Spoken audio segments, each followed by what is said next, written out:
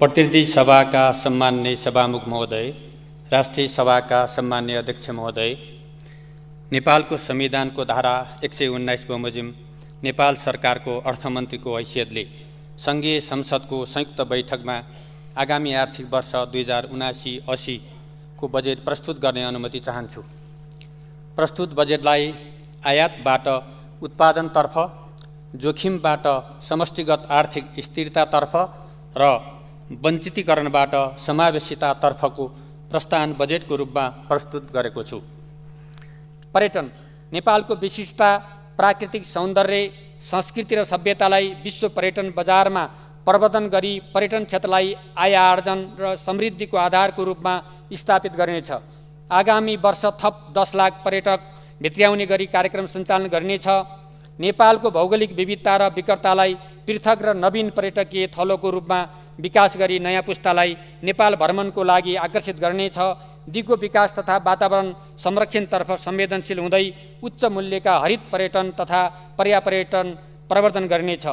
लिम्बू, राई, थारू, गुरुङ, कुमाल, मगर, हायु, राजवंशी लगायतका जनजातिका मुख्य थलो, सांस्कृतिक रूपमा मिथिला क्षेत्र, आधुनिकताले नछोएका गाउँहरू र ग्रामीण जीवन, विशेष प्राकृतिक स्थल तथा भिन्न प्रकारको संस्कृति एवं रहनसहन भएका क्षेत्रलाई आकर्षक पर्यटकीय गन्तव्यको रूपमा विकास गरिनेछ। कोभिड-19 महामारीबाट प्रभावित होटेल तथा पर्यटन क्षेत्र सम्बद्ध व्यवसायहरूको आर्थिक वर्ष 2079-80 को वार्षिक इजाजत र नवीकरण दस्तुर छुट दिने व्यवस्था मिलाएको छु। पर्यटन क्षेत्रको पुनरुत्थानको लागि प्रवाह हुने सहुलियतपूर्ण कर्जालाई निरन्तरता दिएको छु। होटेल व्यवसायलाई नेपालमा उत्पादित खाद्यान्न, माछामासु, तरकारी लगायतका वस्तुहरू प्रयोग गर्न उत्प्रेरित गर्नेछ। ऐतिहासिक तथा पुरातात्विक स्थलहरूको उत्खनन कार्यलाई निरन्तरता दिइनेछ।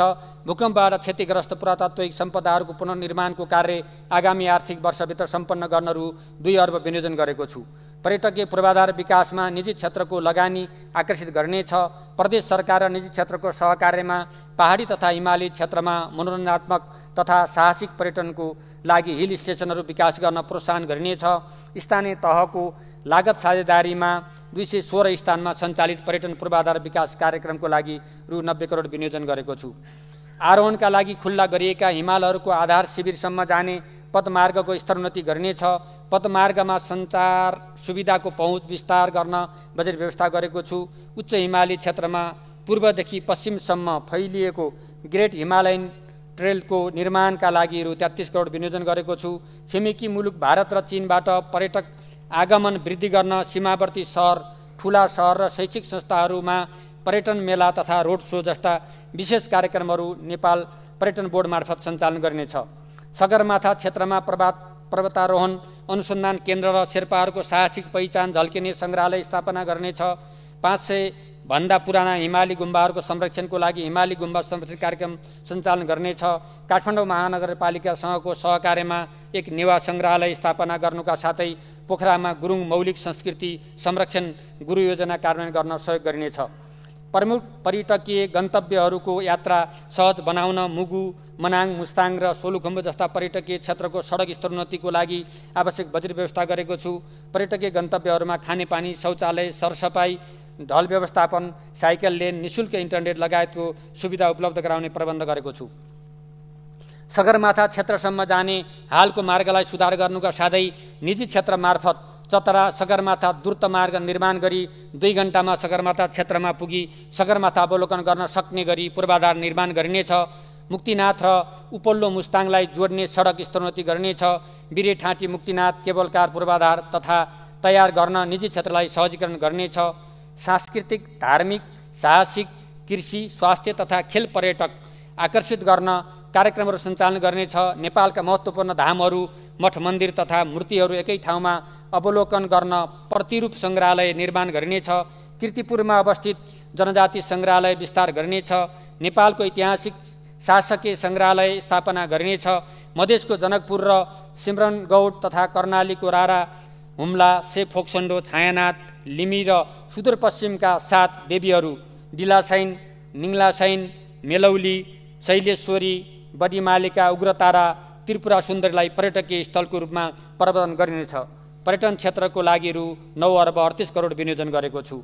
हवाई पूर्वाधार निजगढ अन्तर्राष्ट्रिय विमानस्थल निर्माणको लागि ढाँचा निर्माण गरी लगानी बोर्ड नेपाल मार्फत आयोजना विकास कार्य अगाडि बढाइनेछ। गौतम बुद्ध अन्तर्राष्ट्रिय विमानस्थल र पोखरा अन्तर्राष्ट्रिय विमानस्थल पूर्ण रूपमा सञ्चालनमा ल्याइनेछ। त्रिभुवन अन्तर्राष्ट्रिय विमानस्थलको चापलाई व्यवस्थित गर्न ट्याक्सीवे थप र दोस्रो टर्मिनल भवन निर्माणका लागि रु 2 अर्ब 20 करोड विनियोजन गरेको छु। हवाई तथा यात्रु चापको विश्लेषणको आधारमा गौतम बुद्ध अन्तर्राष्ट्रिय विमानस्थलको दोस्रो टर्मिनल भवन निर्माण कार्य अगाडि बढाइनेछ।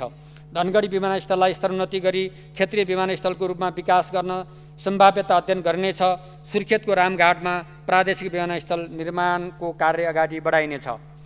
नेपाल नागरिक उड्डयन प्राधिकरणको पुनर्संरचना गरी सेवा प्रवाह प्रदायक र नियामकको रूपमा छुट्टा छुट्टै निकाय स्थापना गर्नेछ। आन्तरिक हवाई सेवाको गुणस्तर अभिवृद्धि गर्न र पहुँच विस्तार गर्न डडेलधुरा, बागलुङको बलेवा, दाङ, टरीगाउँ, टिकापुर, चौधारी लगायतका विमानस्थलको स्तरोन्नति गर्नेछ। यसैगरी उदयपुर विमानस्थलको निर्माण कार्य प्रारम्भ गर्नेछ। हवाई पूर्वाधार विकासका लागि रु 12 अर्ब 24 करोड विनियोजन गरेको छु।